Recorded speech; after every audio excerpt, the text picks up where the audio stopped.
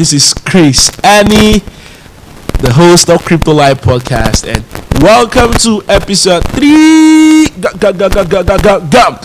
Guys, go get your friends, your loved ones to listen to this third edition or episode 3 of CryptoLife podcast. And today I'm going to be sharing about Bitcoin facts. So guys, today I'm going to be sharing some basic things you got to know about Bitcoin, and this is the part 1 of Bitcoin facts. It's going to be a series, probably up to 4 or 5, and I'm going to be sharing things you need to know about Bitcoin. So guys, let's quickly go. Remember, this podcast is brought to you by the leading platform for Bitcoin, blockchain, and crypto trading education, CryptoHub.club.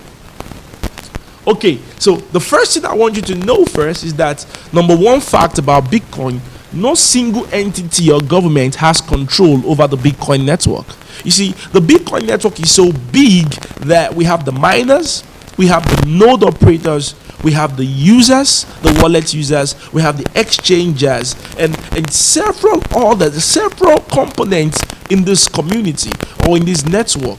Hence, one sector does not determine who has control over Bitcoin, and that's what makes it decentralized. There are miners who even mine empty blocks and they don't get recognized. You know why? Because the node does not recognize them, and once you are not in tally with the node, you can control the entire Bitcoin network. There's a set of rules. Bitcoin is controlled and regulated by mathematics. No government, not even China, not even Australia, not even the USA controls the Bitcoin network. Hence, it is decentralized. Number 2, all Bitcoin transactions are transparent and can be seen on the blockchain. So let's say I meet Mrs. Amaka, who lives in Imo State, and my name is Taiwo, and I'm somewhere in Ondo State, and I send you Bitcoin. And if Taiwo sends Bitcoin to Amaka and Amaka claims she has not received it, we're going to check on the blockchain. It's been happening like this for the past 10 years. We're going to check on the blockchain, and we're going to see if what Amaka is saying is true or if what Taiwo is saying is not true. So it's transparent. Whatever I send to you can be seen on the blockchain. That's why you can see some government resent the blockchain technology, because it promotes transparency. So all Bitcoin transactions are transparent and can be seen on the blockchain. Number 3, Bitcoin started trading for $0.03 on the first Bitcoin exchange called Bitcoin Market. It's now defunct in March 2010. Yes, that's when the major Bitcoin trading started. People began to exchange Bitcoin on a market called bitcoinmarket.com. It's now defunct. So it's one of the facts you've got to know. Number 4, Satoshi Nakamoto is a name used by the person who designed Bitcoin, but there are still doubts about the real identity. So today, we don't know if Satoshi is a man or a woman. Some of you don't even know if I'm Satoshi. I may be Satoshi and you don't know. Or my friend Tony, the guy behind Crypto Team, may be Satoshi and we don't know. Or probably you are Satoshi and we don't know. And it's possible Satoshi is listening to this podcast and we don't know. So we don't know but we have it that Satoshi is not just one person, or it may be just one person who had a group of people he worked with to build this technology called Bitcoin. Now, another thing you need to know: 80% of Bitcoins are being mined. According to the 80% of Bitcoin are being mined. Let me share with you. There will only be 21 million Bitcoin, and the last Bitcoin will be mined by 2140. That is 2140. Year 2140. That's when the last Bitcoin will be mined. And Bitcoin mining difficulty keeps increasing each year. Currently, we have over 17 million Bitcoin that has been mined. Hence, we have just less than 4 million Bitcoin remaining. Imagine if you just own one Bitcoin. Owning Bitcoin today is like owning gold in 1934. It's a big asset class, a great innovation for the times ahead. So you must know that there will only be 21 million Bitcoin that has been mined. Now, do you know that in the past 10 years, I guess this is number 5 or so, Bitcoin is the best asset class with the highest return on investment in the past 10 years. Bitcoin, I'm going to share more on this. And do you know, if you imagine you bought Bitcoin 0.0, let's say you bought $1 of Bitcoin in 2010 for maybe just $1 of Bitcoin, and you invested just $1 of Bitcoin, $1 into Bitcoin, and 0.03 divided by 1, 1 divided by 0.03. You have 33 Bitcoin. As of 2010, $1 will buy 33 Bitcoin. And imagine if today Bitcoin is around 12,000 US dollars. So 33 Bitcoin times 12,000 US dollars. That's $400,000. If you invested $1 in Bitcoin in 2010, you have $400,000 today. Go check Google and confirm if what I'm saying is the truth. So I've talked on number 1. I've talked about how Bitcoin, no single entity controls Bitcoin, number 1. 2, Bitcoin transactions are transparent. 3, Bitcoin started trading for $0.03 on Bitcoin market in 2010.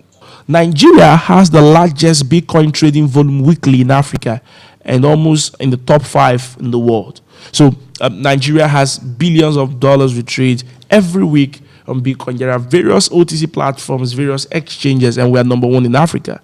And that's why you should take Bitcoin serious if you're in Africa, if you're in Nigeria, because it's a big one. Number 7 or number 8. Number 8, Bitcoin. Bitcoin.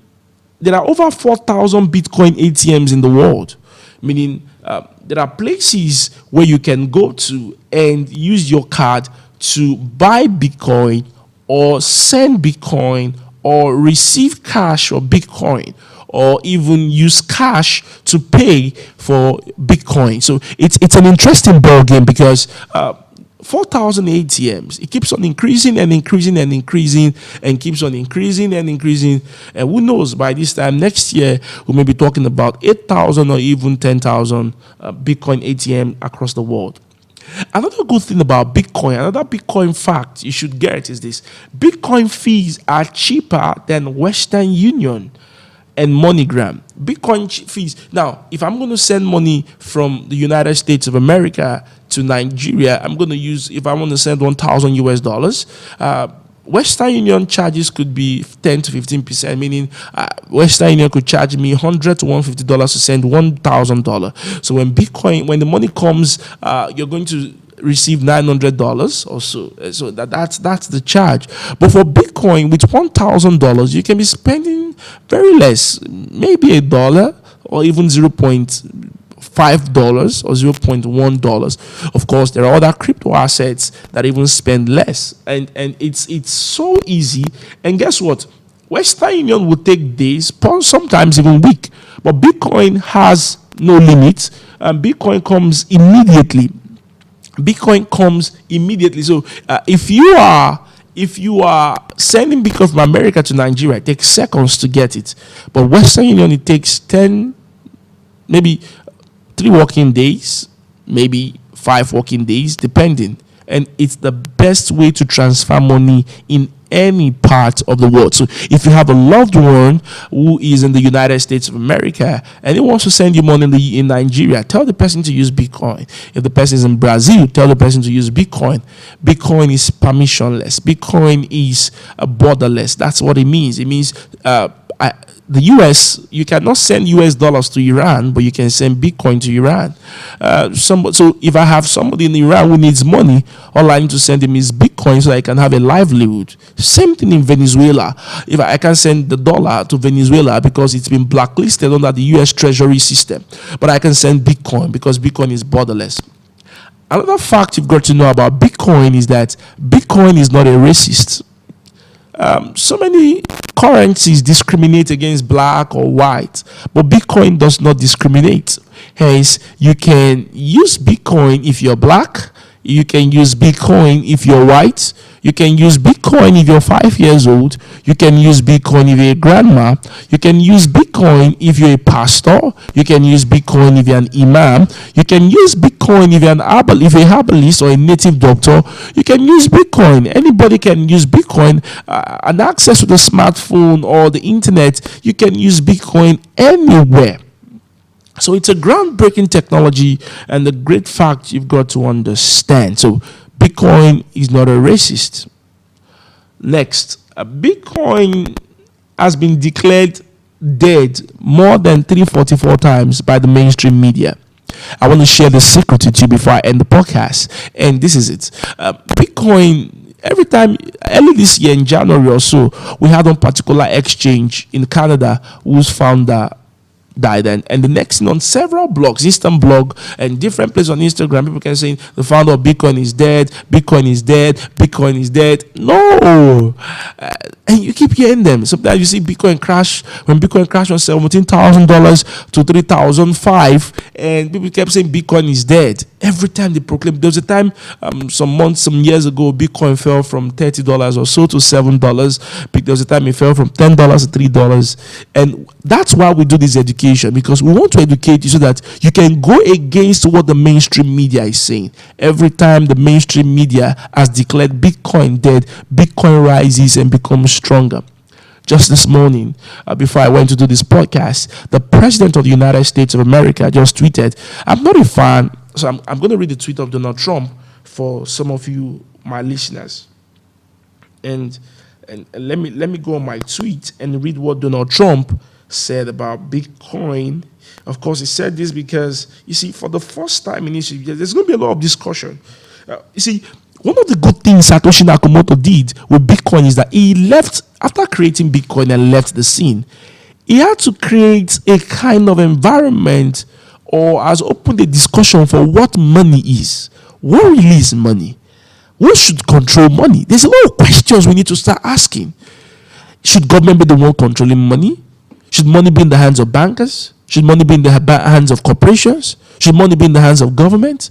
Or should money be controlled by everybody, the individuals? There's a lot of questions we've got to ask. And guess what? When the Libra project came to play, it triggered a lot of discussions around what money exactly is. So today, I want to ask you, what do you think money is? What's the real definition of money? Who should control money supply in an economy? Should the government continue to do so? Should corporations do so? Or should individuals regulate themselves by using a censored resistance money that has not been controlled by the government, that does not need permission from the government to be used anywhere in the world by anyone without discrimination? And that's why I wrote my book, Crypto 101. And wherever you are, you can reach me on WhatsApp. You can reach me on WhatsApp to get a copy of your book on 07 plus 234 70 3521 9208 plus 34 70 3521 9208. You can reach me on WhatsApp directly to get the book. In my book, Crypto 101, I wrote about the history of money. See, you can't understand or appreciate cryptocurrency if you don't understand the history of money. And that's why I wrote Crypto 101, a beginner's guide to Bitcoin, blockchain, and cryptocurrency. And you're going to learn what Bitcoin is, so many advantages of cryptocurrency, and what blockchain is, the history of money. When you understand and dissect the history of money, I bet you are going to love this new adventure and this new revolution happening in the world today. So Libra came to play. Libra is a Facebook project with other companies and all that. And this is what Donald Trump has to say. Okay, I'm not a fan. So this is 12th of July, 1:15 a.m. I'm not a fan of Bitcoin and other cryptocurrencies, which are not money, whose values are highly volatile and based on thin air. Unregulated crypto assets can facilitate unlawful behavior, including drug trade and illegal activity. Similarly, focus. Facebook's liberal virtual currency will have little standing or dependability. If Facebook and other companies want to become a bank, they must seek a new banking charter and become subject to all banking regulation, just like other banks, both national and international. We have one real currency in the USA, and it's stronger than ever, both dependable and reliable. It's far the most dominant currency anywhere in the world. Of course, the president will say that, and to always be, that's the US dollars. So that's Donald Trump Listen, but let me let you know this fact. Bitcoin is underpinned by maths and cryptography. Like gravity, it works, whether you believe it or not. Now, this is one last fact about Bitcoin. This is another fact about Bitcoin you've got to know.